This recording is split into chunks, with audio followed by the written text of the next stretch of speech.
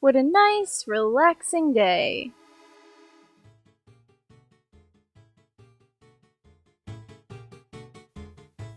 Yep, perfectly relaxing. Hello, YouTube. Unfortunately, today is not a math video. I was going to do one, but when I was working out the numbers, they were not behaving at all, so I had to put that on hold until I have more time to work on it and really flesh out all of the details. I was also planning on doing a Star Wars criticism, but when I started writing it, I just kind of felt really awful about it. Because criticism about Star Wars is so overdone and it doesn't need to be said anymore. So today I'm going to be doing something more personal and a little more wholesome. I'm going to talk about ADHD, Mario music, and do a little bit of advocacy stuff. I feel like that'll be a nice little change of pace for me, and it'll give my brain some time to recalibrate and think of more theories.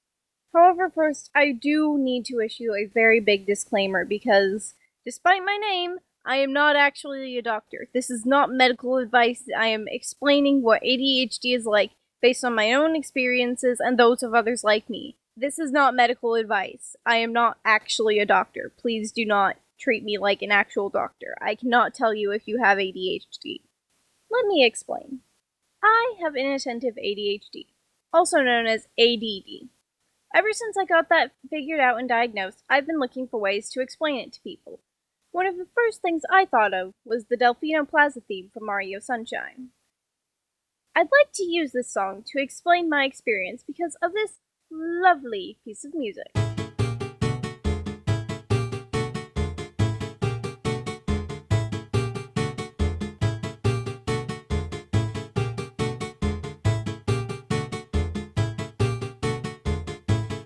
You see, contrary to its name, attention deficit hyperactive disorder is not actually about a lack of attention. Rather, it's an inability to control where your attention goes. That's where the song comes in. You see, for most people, what they are focusing on is rather like the original song.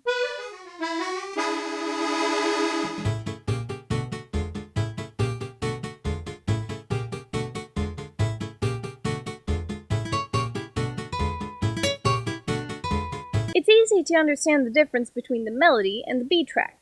You know you're supposed to listen to the melody. But for a brain like mine, well, the difference is a little bit blurred.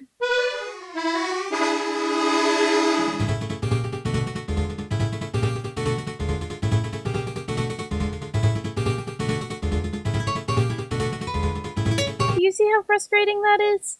Imagine all the things you have to do in a day. Now imagine that those things are the equivalent of singing along to the melody of the song. With the normal song that a non-ADHD brain hears, it's easy. But for the ADHD brain, all of the information gets muddled together and it's easy to start singing along to the B track rather than the main theme. This is all caused by an underdeveloped prefrontal cortex, the part of your brain that makes decisions and is generally more logical. In an ADHD brain, the prefrontal cortex is missing something, usually related to dopamine producers or receptors. Our brains have a shortage of the tools they need to function in the same way as a non-ADHD brain, which is why ADHD is classified as a disability, although some people find this term derogatory, as it implies that ADHD brains can't do things, which is highly untrue. This connection issue leads to a lot of problems for ADHD brains. Tasks become 1,000 times more difficult. People become harder to read. It's easier to make simple mistakes. Tasks that require a lot of attention, like driving, become dangerous as the ADHD brain gets bored and wanders away from what it should be doing. Complex stuff like filling out applications and scheduling appointments are torture because of how many steps there are. But there are good sides to this too. Being able to hear more of the song can lead to a greater appreciation of the parts that make it up. For me, I find that I make connections more quickly because I see and hear more of the song around me than everyone else. I'm also super passionate about the parts of the song that excite me, and I'm always striving to learn more about it. But that doesn't mean I don't struggle. The struggles of ADHD are not invalidated by the fact that there are good things about it, nor are the good things about it invalidated by the fact that there are struggles. It's just like everything else in our world, gray. But there are ways to manage that struggle. Medication chemically reduces the confusion between the main theme and B track. Fidgets, which can engage any of the five senses, take the B track and engage with it in a way that makes the main theme recognizable. Simplifying or making it more fun to engage with the main theme is a great way to make it less stressful and easier to understand. If you have people around you who are willing to help you do these things and willing to keep you on track, then people are a great resource. Unfortunately, all of the things I listed above don't really fix what is probably one of the worst things about ADHD, the stigma around it. The thing is, most people don't have the same struggles ADHD brains do. Most people don't have difficulty distinguishing between the main Mario Sunshine theme and the B track. Most people can just enjoy the song without having to figure out what the song actually is. And all of this leads to a bunch of awful misinformation about ADHD. And it sucks. Medication is villainized for all the wrong reasons. Stereotypes around ADHD lead to girls and people with inattentive ADHD being underdiagnosed, while hyperactive boys are overdiagnosed. It's easy for adults and teenagers to have their struggles dismissed as character flaws, being told that they just need to try harder. And for me, all of these things lead to me being kind of scared to talk about my ADHD. I don't know how people will react.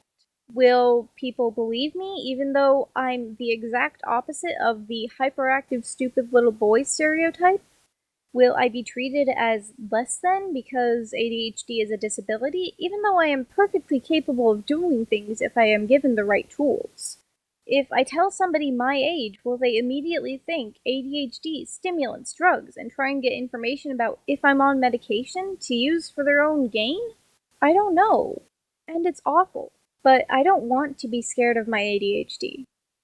I don't want my ADHD to be something that I walk away because it's shameful. I want it to be out in the open. I want to talk about it. I want to tell other people what it's like. The earliest clues that I had ADHD came not from any school presentation or article or any sort of professional, scientific thing. Rather, it came from learning about people's experiences, scrolling through Pinterest and finding things like what ADHD is like, executive dysfunction, all of these things that I related to a lot. At first, I didn't believe it because I'm too smart to have ADHD. I'm not hyperactive. I'm too old for this.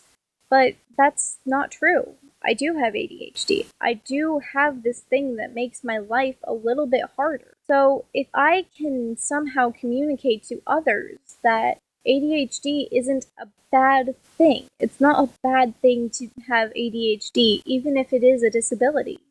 If I can communicate to others what the symptoms are, even if somebody doesn't have ADHD themselves, they might be able to help somebody else. And that's worth it. And I guess one of the best places to start out is just by comparing it to Mario music. Glad I got that off my chest. I've had this video idea in my head ever since I began to look into my ADHD more. And at the moment, I'm rather lacking in theory ideas, so I'll probably make another one like this soon, or something that's more me talking to a microphone than me researching and doing a lot of scientific stuff. Though I would like to hear some of your ideas if you have any. I'd also like to tell you guys about some more experienced advocates that I've found. These are only a very small handful of the people who are out there doing ADHD advocacy, but they're the ones that I follow the most closely. The first one I'd like to mention is the ADHD Alien comic creator. She's one of the first people I found and one of the reasons I looked into ADHD and got my diagnosis in the first place. You can find her work on Twitter and Instagram. The next creator is Dani Donovan, another comic creator. Her stuff is simple and easy to understand, and you can find it on both Twitter and Instagram. And the last creator I'd like to talk about is How To ADHD. She's a YouTuber who talks about common ADHD struggles and how to handle them. She's also done several videos where she consults with people who specialize in ADHD, and even a TED Talk, which is really cool. Her stuff is always fun to watch. I've put links to all of these creators down in the description, and now it's time for me to do a couple plugs for my own channel. If you're new here, I'd love to see you guys subscribe. My normal content is scientific theory videos, spiced up with a few more personal or storytime videos. I also have a Twitter where I post updates on how each video is going. And if you're interested in knowing when my next video is coming out, that's the best place to figure it out. If you're interested in helping my own channel grow, then the best way to do that would be by sharing my videos with people. Preferably people who like more scientific game theory style content, because that's the stuff that I've been making a lot of. Alternatively, you could simply leave a like and a comment, whether it be about ADHD or any theory ideas, because I am really running low on those. In the meantime, thank you guys for watching, and I will see you guys soon. Goodbye!